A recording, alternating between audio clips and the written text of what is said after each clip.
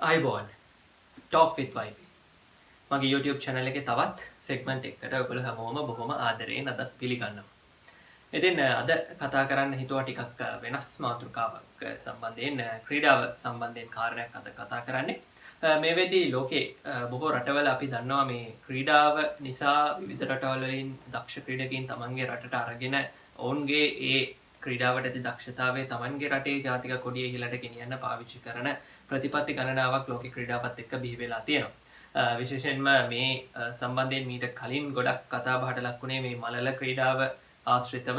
ඉතින් බොහෝමයක් මේ අප්‍රිකානු රටවල් වල දක්ෂ ක්‍රීඩකයින් දුර දිවීමේ හැකියාවක් තියෙන ක්‍රීඩකයින් මහා බ්‍රිතාන්‍ය, සෞදි අරාබියාව, ඇමරිකා එක්සත් ජනපදය වගේ රටවල් වලට උන් තමන්ගේ රටේ පුරවැසිභාවය ලබා දීලා මුදල් ගෙවලා උන් ලබාගෙන තමන්ගේ රටට ඔලිම්පික් පදක්කම් අරගෙන එන තැනට වෙනකන් ඔවුන් කටයුතු කරලා තියෙනවා. ඒ වගේම තමයි ඕස්ට්‍රේලියාව, නවසීලන්තය වගේ රටවල් වලට, ඒ වගේම එංගලන්තය වගේ රටවල් වලට ඔවුන්ගේ ගිවිසුම්ගත තරඟාවලි ක්‍රීඩා කරන්නත් ස්ථීර වශයෙන්ම සංක්‍රමණය වෙනවා ක්‍රිකට් ක්‍රීඩාව ගත්තොත් ක්‍රීඩකින්. ඒ වගේම තමයි අනිකුත් ක්‍රීඩාවලත් මේ ආකාරයෙන් බොහොමයක් ගිවිසුම්ගත විදේශ රටවල් වලට ක්‍රීඩා කිරීම සිද්ධ වෙනවා. ඉතින් ක්‍රිකට් ක්‍රීඩාවේ සුවිශේෂයි අපිට මොකද මේ දවස්වල කතා බහට ලක් වෙනවා මේ ක්‍රිකට් ක්‍රීඩාවට සම්බන්ධ ක්‍රීඩකීන් ඇමරිකාවේ ක්‍රීඩා තරඟ ක්‍රීඩා කරන්නට පුරවැසිභාවය ලබාගෙන යන කතාවක් පිළිබඳව මේ වෙද්දී ලෝකයේ විවිධ රටවල් වල ක්‍රීඩකීන් කීප දෙනෙක් මේ සම්බන්ධයෙන් කැමැත්ත පළ කරලා ඒ වෙනුවෙන් යොමු වෙලා ඉන්නවා. ඉතින් මේ කාරණාව මේ දවස්වල ටිකක් වැඩිපුර කතා බහට ලක් වෙන හින්දා මං හිතුවා අද වීඩියෝ එකෙන් ඒ ගැන තොරතුරු ටිකක් ඔයගලන්ට අරගෙන එන්න. එහෙනම් අපි බලමු අද අපි මොනවද කතා කරන්න කියලා.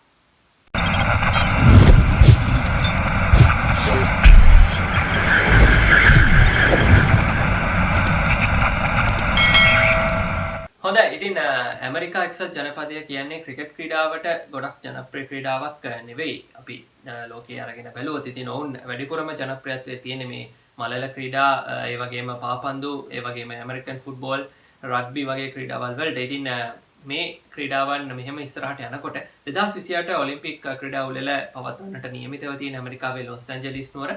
ඉතින් මේ තරඟාවලිය අරමුණු කරගෙන වගේම විශේෂයෙන්ම ඔලිම්පික් ක්‍රීඩා තරඟ සඳහා ඉදිරියේදී ක්‍රිකට් ක්‍රීඩාවත් ඇතුළත් වෙන්නට නියමිතයි. ඉතින් මේ කරුණු පදනම් කරගෙන ඇමරිකාව නැවත වරක් නැගී සිටින්න උත්සාහ දරනවා මේ ක්‍රිකට් ක්‍රීඩාවෙන්.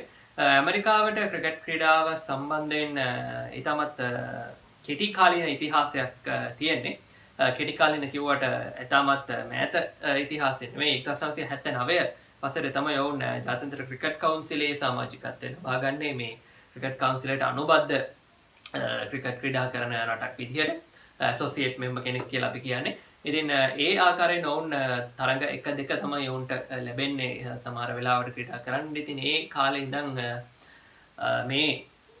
මේ ආපු ගමන් මග ඇතුලේ ඔවුන් වැඩි තරඟ ගණනාවක් ක්‍රීඩා කරලා නැහැ. කෙසේ වෙතත් ඔවුන්ට හැකියාව ලැබෙනවා මේ සුසුකම් ලැබීමේ රටවල් අතර තරඟාවලි ක්‍රීඩා කරලා 2003 වර්ෂයේදී එක්දින ලෝක කුසලාන තරඟාවලියක් නියෝජනය කරන්න.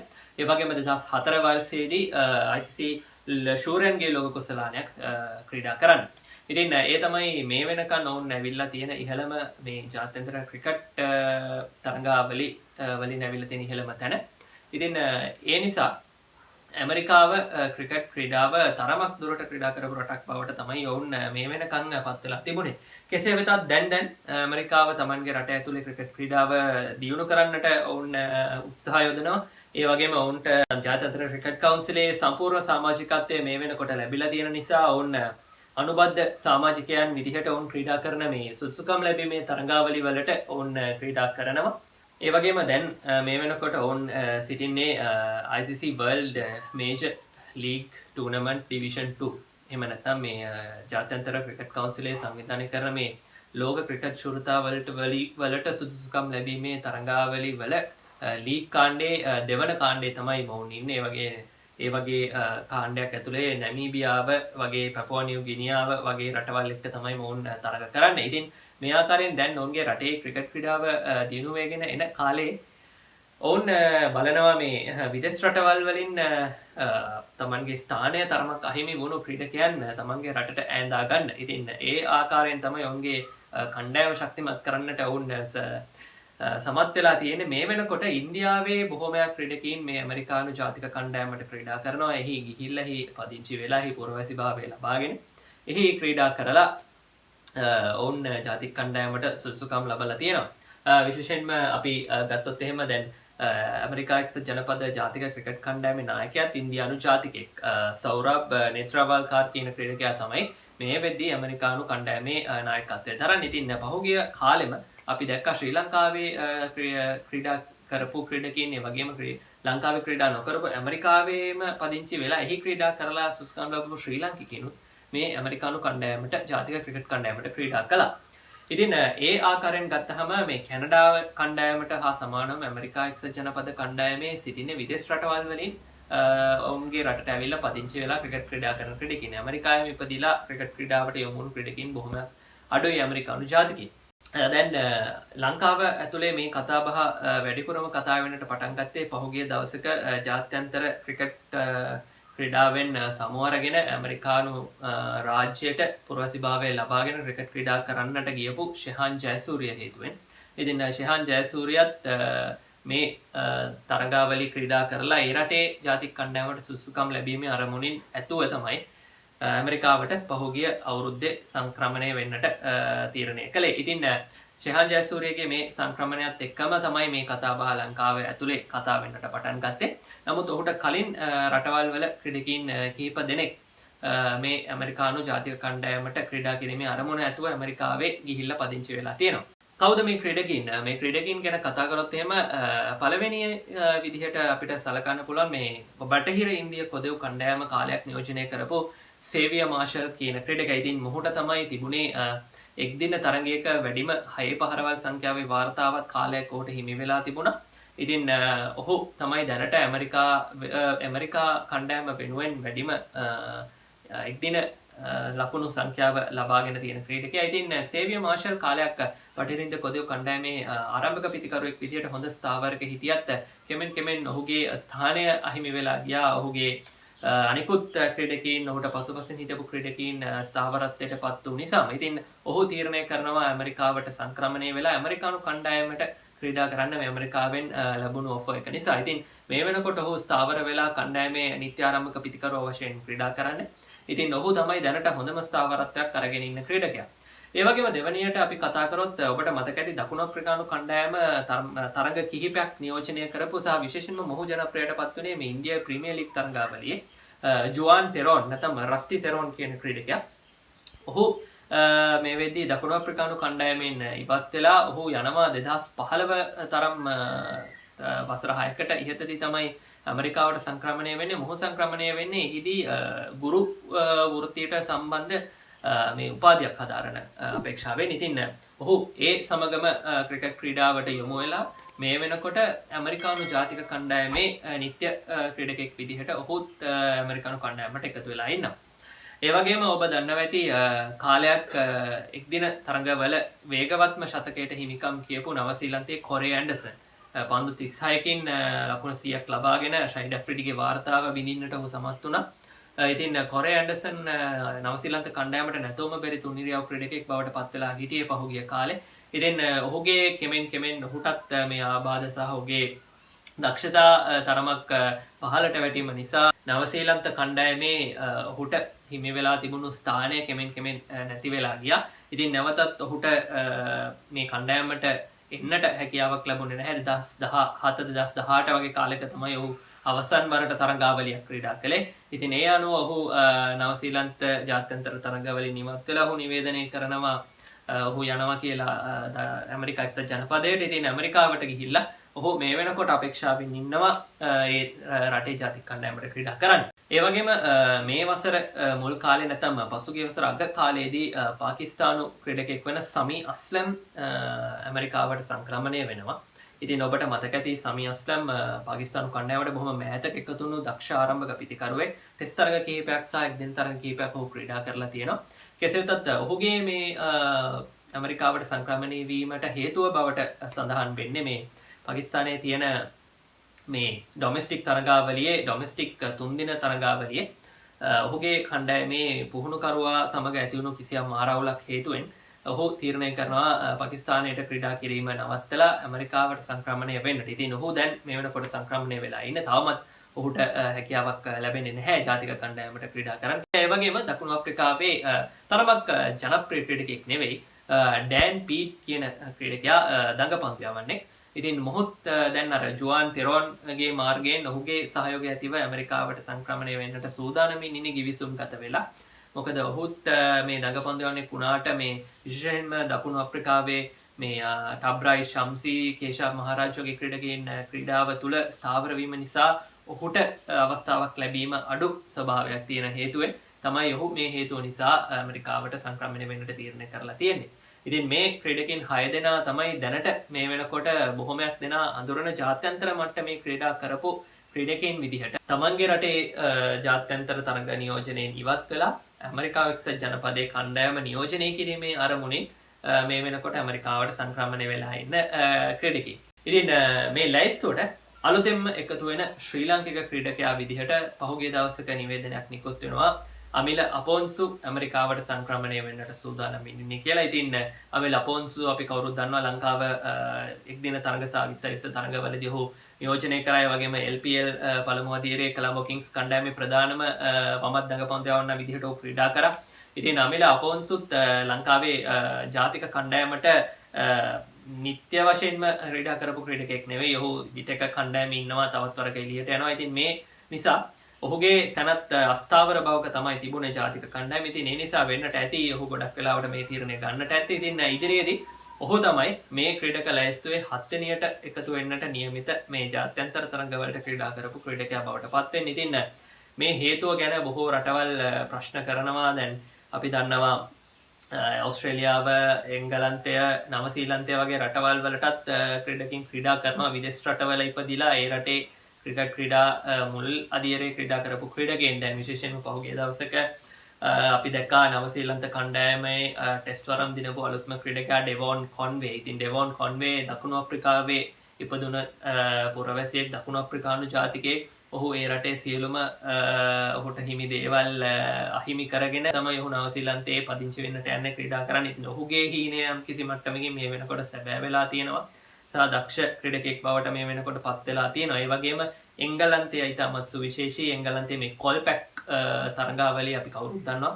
විශේෂයෙන්ම දකුණු අප්‍රිකානු ජාතිකයින් මේ කොල්පැක් තරගවලට බොහොමයක් ක්‍රීඩා කරනවා. ඉතින් මේ කොල්පැක් තරගාවලි වලට ක්‍රීඩා කරලා ඉන්න අතරතුර තමන්ගේ ජාතික කණ්ඩායමට ක්‍රීඩා කරන්නට සුසුකම් ලබනවා. කාලයක් ක්‍රීඩා කරලා රටේ පුරවැසිභාවය ලබා දීලා විශේෂයෙන්ම ජොස් බට්ලර් වගේ ක්‍රීඩකයන්, කෙවින් පීටර්සන් වගේ ක්‍රීඩකයන් අපි දන්නවා දකුණු අප්‍රිකානු ජාතිකයන් එංගලන්ත කණ්ඩායමේ සාර්ථකත්වයට පත් වුණේ. ඉතින් මේ වගේ මේ අනිත් රටවල් වලින් විදේශ රටවල් වලට ක්‍රීඩකයන් ලබා ගැනීමේ ප්‍රතිපත්ති දැනට ලෝකයේ ගොඩක් ක්‍රියාත්මකයි. නමුත් මේ ශ්‍රී ලාංකික ක්‍රීඩකයන් බොහොමයක් දෙනා මේ තරගාවලි වලට ඉදිරිපත් වුණේ නැහැ. මේ අදියරට වුන් ගියේ නැහැ. ඉතින් විශේෂයෙන්ම ශෙහාන් ජයසූරියගේ මේ ආందోලනාත්මක ඉවත්වීමත් එක්ක තමයි මේ කතාබහ ලංකාවේ කරලියට එන්නේ. විශේෂයෙන්ම ඉන්න අනතුරුව සඳහන් වුණා මේ තවත් ක්‍රීඩකින් පිරිසක්ම ඉදිරියට යන්නට සූදානම් රට අතහැරලා කියලා. නමුත් දුෂ්මන්ත චමීරගේ නමත් ඒ අතර සටහන් වුණා. නමුත් චමීර පෙරලා ප්‍රකාශයක් කරලා තිබුණා ඔහුගේ අංක 1 ශ්‍රී ලංකාවට ක්‍රීඩා කිරීම නිසා ඔහු එහෙම තීරණයක් අරගෙන නැහැ. ඒ ප්‍රකාශය වැරදි කියලා. කෙසේ වෙතත් ඒ අතර අමිල අපොන්සුගේ නමත් සඳහන් වුණා. අමිල අපොන්සු දැන් තීරණය අරගෙන තියෙනවා ඇමරිකාවට යන්නට. ඒ නම් අතර ඩිල්ෂාන් මුණවීරගේ නමත් තිබුණා. ඉතින් අපි බලමු මේ නම් මේ තොරතුරු පැමිණෙන මූලාශ්‍ර ඉතාමත් විවිධාකාරයි. අපිට හරියටම විශ්වාස කරන්නට බැරි මූලාශ්‍ර වලින් මේ තොරතුරු ලැබෙනවා. ඉතින් අමිල අපොන්සු කෙසේ වෙතත් ස්ථීරවම ප්‍රකාශ කරලා තියෙනවා ඉදිරියේදී අලුත් එකතු වීම හැටියට ඇමරිකානු කණ්ඩායමට ක්‍රීඩා කරන්නට ඇමරිකාවට යන්නට නියමිතයි, සංක්‍රමණය වෙන්නට නියමිතයි කියලා. ඉන්දියානු ක්‍රීඩකින් ගණනාවක් මේ වෙනකොට මම කලින් කිව්වා වගේම ඇමරිකානු කණ්ඩායම නියෝජනය කරනවා. නායකයාත් ඉන්දියානු ක්‍රීඩකයෙක්. ඉතින් මේ ක්‍රීඩකයන් බොහෝ දෙනා මේ ඉන්දියාවේ මුල් පෙළ තරග ක්‍රීඩා කරලා ඉන්න අනතුරුව ඇමරිකාවට සංක්‍රමණය වෙලා ඇමරිකාවේ ක්‍රීඩා කරලා ජාතික කණ්ඩායමට තියුණු ක්‍රීඩකයන්. ඉන්දියාවේ ප්‍රධාන නම් අතර කියවෙන කිසිදු ක්‍රීඩකයෙක් මේ වෙනකොට ඉන්දියානු කණ්ඩායම අතහැරලා ඇමරිකාවට ගිහිල්ලා කණ්ඩායම නියෝජනය කරලා නැහැ. සහ පහුගිය දිනක මූලාශ්‍රයක මම දැක්කා මේ ඉන්දියාව 19න් පහළ ලෝක කුසලානයක් දිනා ගන්න අවස්ථාවක කඩළු රකින්න පිතිකරුවා විදිහට ක්‍රීඩා කරපු අතිශය ප්‍රබල ක්‍රීඩකෙක් වන ස්මිට් පටේල් කියන ක්‍රීඩකයා ඔහු තමන්ගේ ඉදිරි ක්‍රිකට් ක්‍රීඩාව වෙනුවෙන් ඇමරිකාවට සංක්‍රමණය වෙන්නට නියමිතයි කියලා ඔහු සටහනක් යොදලා තිබුණා. ඉතින් ඔහු තමයි එහෙම වුණොත් ඉන්දියාවෙන් මේ අන්ඩර් 19 නැත්නම් 19න් පහළ ලෝක කුසලානේ ක්‍රීඩා කරපු හොඳ ක්‍රීඩකෙක් විදිහට ඉස්සරහට ඇමරිකාවට සංක්‍රමණය වෙන්නට ඉන්නේ. ඉතින් මේ ආකාරයෙන් තමයි මේ ලෝකේ ක්‍රිකට් ක්‍රීඩාව දැන් ඇමරිකාවට ප්‍රචලිත වෙලා ඇමරිකාවේ මේ ක්‍රීඩකින් දැහැගන්න ප්‍රතිපත්තියත් එක්ක ක්‍රීඩකින් යොමු වෙන්නට සූදානම් වෙලා තියෙන්නේ මේ වෙනුවෙන්. ඉතින් ඇත්තටම මේ කාරණය සම්බන්ධයෙන් නොයෙකුත් හේතු තියෙනවා. ශ්‍රී ලංකාවේ විශේෂයෙන්ම අපි කතා කරොත් එහෙම මේ ලංකාවේ තියෙන මේ දේශීය තරඟාවලි වල ක්‍රීඩා කරන බොහෝමයක් ක්‍රීඩකීන්ට ක්‍රීඩාව වෘත්තියක් හැටියට කරගෙන යන්නට නොහැකි තත්ත්වයක් තමයි තියෙන්නේ. මොකද ලංකාව තුල සංසරණය වෙන මුදල් ප්‍රමාණය අපි ගත්තොත් එහෙම මේ ක්‍රීඩකීන්ට ඉතාමත් විශාල මුදලක් ගෙවන්නට හැකියාවක් නැහැ. ජාත්‍යන්තර මට්ටමට ආවොත් විතරයි ඔවුන්ට වෘත්තිමය වශයෙන් ස්ථාවරත්වයක් ලබා ගන්නට පුළුවන් හැකියාවක් ලැබිලා තියෙන. ඉතින් බොහොමයක් දෙනා මේ ක්‍රිකට් ක්‍රීඩාව ජාතික කණ්ඩායම නියෝජනය කිරීමේ ආසාවෙන් වෘත්තිමය ක්‍රීඩකයන් විදිහට මේ ලංකාවේ ක්‍රිකට් ක්‍රීඩාවට පිවිසුණත් බොහොමයක් දෙනාට මේ දේශීය තරඟාවලි වලින් නවතින්නට සිදුවෙන අවස්ථා තියෙනවා. ජාතික කණ්ඩායම අවස්ථාවන් හිමි වෙන්නේ නැතුව කාලයක් පුරා දක්ෂතා දැක්වත් සමහර විට ජාතික කණ්ඩායමට විවිධ හේතු නිසා ඔවුන්ට එන්නට හැකියාවක් නැහැ. ඉතින් ඔවුන්ගේ ඇත්තටම ඔවුන් මේ කරපු කැපකිරීමට නිවැරදි වටිනාකමක් නොලැබෙනකොට බොහොමයක් දෙනා මේ වගේ තීරණ ගන්නට උත්සාහ කරනවා. ඉතින් එයට පැති දෙකක් තියෙන. ඉතින් සමහරු මෙහි හරි දේ දකින්න පුළුවන්, වැරදි දේ දකින්න පුළුවන්. ඉතින් අපි දෙපැත්තෙන්ම කල්පනා කරන්නට ඕනේ. ඉතින් මුදල් ඇත්තටම අවශ්‍යයි. ඉතින් ඔවුන්ට වෘත්තිමය වශයෙන් ක්‍රීඩා කරනවා නම් ඉතින් ඔවුන්ට යම් කිසි තැනක ස්ථාවර වෙන්නට පුළුවන් නම් හොඳ ඇරයුම් ලැබෙනවා නම් ඉතින් ඔවුන් ඒ අඩිය ඉස්සරහට තියන්නට සූදානම්. ඉතින් අනිත් රටවල් වල එහෙම මම හිතන්නේ සමාජයෙන් මේ ක්‍රීඩකීන්ට කිසිදු බලපෑමක් එන්නේ නැහැ ශ්‍රී ලංකාව තරම්. ඉතින් ඒ සමාජීය කාරණාත් මේ ක්‍රීඩකයන්ගේ මනසේ තියෙනවා. මේ ප්‍රේක්ෂකීන් ජනතාව කොයි විදිහට මේ වෙනුවෙන් ප්‍රතිචාර දක්වයිද කියලා. ඉතින් මේ සියලුම කාරණා සලකලා බලලා තමයි ඔවුන් තීරණයක් ගන්න ඕනේ. ඉතින් ඒ නිසා ගොඩක් දෙනෙක් එහෙම අවස්ථා තිබුණත් මේ ඔවුන්ට ලැබිය හැකි මඩ ප්‍රහාර ආදිය කල්පනා කරලා නොයන අවස්ථාත් බොහොමයක් තියෙනවා. කෙසේ වෙතත් ශ්‍රේහාන් ජයසූරිය මේ තීරණය අරගෙන තියෙනවා. අමිල අපොන්සු මේ තීරණය අරගෙන තියෙනවා. ඉතින් ඉදිරියේදී කොයි ක්‍රීඩකයන් මොන වගේ තීරණ ගනීද අපි දන්නේ නැහැ. ඉතින් කෙසේ වෙතත් ඇමරිකාව ඔවුන්ගේ මේ ප්‍රතිපත්තිය දිගටම ක්‍රියාත්මක කරනවා. ඇමරිකාවේ මේ තරඟාවලි වලට ක්‍රීඩා කරලා කණ්ඩායමේ ක්‍රීඩා කරන්නට නම් ICC එකේ තියෙන නීතිය අනුව අවම වසර 3ක්වත් ඒ රටේ ස්ථාවර වෙලා ඒ රටේ පදිංචි වෙලා සිටින්නට ඕන. ඉතින් මේ කාරණේ සම්පූර්ණ කිරීමෙන් අනතුරුව වුන්ට පුළුවන් අදාළ රටට ක්‍රීඩා කරන්නට. ඉතින් මේ වෙනකොට රස්ටි තෙරෝන් සහ සේවිය මාෂල් පමණයි ක්‍රීඩා කරන්නේ. මම අර කලින් සඳහන් කරපු ක්‍රීඩකයන් 6 දෙනාගෙන් ශ්‍රේහාන් ජයසූරිය, සමි අස්ලම්, එවගේම කොරේ ඇන්ඩර්සන්, ඩේන් පීට් මොවුන්ට තවත් කල් ඉදිරියේදී තමයි උන්ට සම්බන්ධ වෙන්නට වෙන්නේ මේ ජාතික කණ්ඩායමත් එක්ක. ඉතින් විශේෂයෙන්ම මේ වගේ හේතු නිසා ක්‍රීඩකයන් ඉදිරියට සංක්‍රමණය වෙනවා. ඉතින් සංක්‍රමණය වීම නවතා ගන්න නම් ක්‍රීඩකයන්ගෙන් උපරිම ප්‍රයෝජනය ගන්න හරි විදිහක් අපි කල්පනා කරන්නට ඕනේ. විශේෂයෙන්ම එක් දින 20 සහ ටෙස්ට් කියන මේ තරඟාවලි වලට සුවිශේෂී ක්‍රීඩකයන් ඒ අංශයට පමණක් ඔවුන්ව සූදානම් කරලා ඔවුන්ව රටේ රඳව ගන්න හැකියාවක් තියෙනවා නම් ඒ වගේ ප්‍රතිපත්තියක් අනුගමනය කරනවා නම් මම හිතන්නේ ක්‍රීඩකයන් බොහෝ විට නැති වෙන්නෙත් නැහැ. ඔවුන්ගෙන් උපරිමය ලබා ගන්නත් පුළුවන්. විශේෂයෙන්ම ඉන්දියාව අපි දැක්කොත් චේතේශ්වර් පුජාරාව පාවිච්චි කරන ආකාරය ඉතින් අනිවාර්යෙන්ම ඔහු නිත්‍ය ටෙස්ට් ක්‍රීඩකයෙක් බවට පත් වෙලා තියෙනවා. සහ ඔහුගෙන් කණ්ඩායමට ලැබෙන උපරිමය ඔහු හැම තරඟයකදීම ලබා දෙනවා. ඉතින් ඒ වගේම සුවිශේෂී කණ්ඩායමක් ඔවුන් ක්‍රීඩා කරනවා 20 වෙනුවෙන්ම.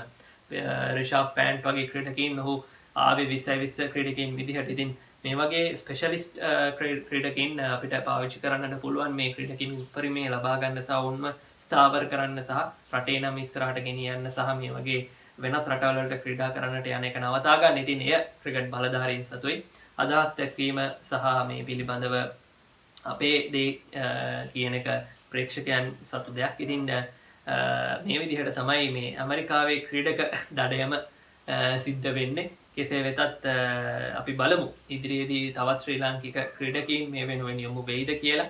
ඉතින් ඔවුන්ට ඒ වෙනුවෙන් යොමු වෙන්නට තියෙන ඒ වටපිටාවේ බැක්ග්‍රවුන්් එකේ තියෙන මේ කාරණා අපි අවම කරලා දුන්නොත් එම උන් මේ රටේම රැඳිලා ඉඳී. කෙසේ වෙතත් ඉතින් අපි සුබ පතනවා ශ්‍රේහන් ජයසූරියට සහ මිලා පොන්සුට තමන්ගේ ක්‍රීඩා ජීවිතය ඉස්සරහට හොඳින් කරගෙන යන්නට හැකියාව ලැබෙන්න ඇමරිකාව නියෝජනය කරලා ඒ රටට ජයග්‍රහණ අරන් දෙනවා වගේම අපිටත් ආඩම්බරයි ශ්‍රී ලාංකිකයෙක් මේ කණ්ඩායමට ක්‍රීඩා කරනවා කියලා කියන්නේ. ඉතින් අපි බලමු ඉදිරියේදී ඔවුන් කොහොමද තමන්ගේ ක්‍රීඩා ජීවිතය ඒ රටේදී ගෙනියන්නේ කියලා. එහෙනම් ඉතින් මේ තමයි මේ ඇමරිකාවේ ක්‍රීඩක දඩයම සිද්ධ වෙන ආකාරය ගැන මම ඔබට ගෙන ආපු තොරතුරු. ඉතින් මේ සම්බන්ධයෙන් තොරතුරු ඔබත් දන්නවා නම් මං විසින් කියවුන් නැති තවත් තොරතුරු ඔබ දන්නවා නම් කමෙන්ට් කරන්න පුළුවන්. මේ වීඩියෝ එක බලන අය දැන ගැනීම පිණිස අදහස් දක්වන්නට පුළුවන්. ආරාධනා කරනවා එහෙනම් සබස්ක්‍රයිබ් කරන්න, ලයික් කරන්න, ෂෙයා කරන්න මගේ YouTube channel එක. ඒ වගේම මගේ Facebook page එක Talk with YP ආරාධනා කරනවා ලයික් කරන්න, follow කරන්න කියලා. එහෙනම් මේ වීඩියෝ එකෙන් අදට සමු අරගෙන යන්න සූදානම් වෙන්නේ. තවත් මේ වගේ වීඩියෝ එකක් අරගෙන ඉදිරියේත් ඔබ හමු වෙන බලාපොරොත්තු වෙන. අදට මම ඔබෙන් සමු ගන්නවා. ගිහින් එන්න හැමෝටම ජය වේවා.